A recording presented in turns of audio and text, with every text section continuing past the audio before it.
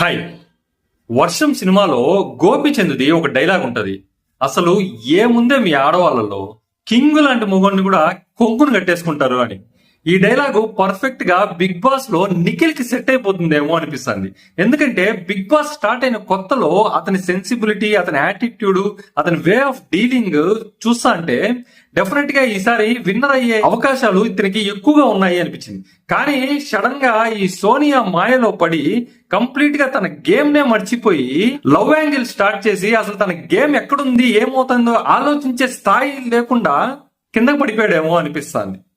And ఇంకొక విషయం ఏమంటే, సోనియా ఇది పర్ఫెక్ట్ గా గేమ్ ఆడుతాంది, ఈ లవ్ ట్రాక్ కూడా తన గేమ్ లో భాగమే అని అందరికి అర్థం అవుతా ఉన్నా అక్కడ ఉన్న నిఖిల్ కి అర్థం కాకపోవడం బాధాకరం.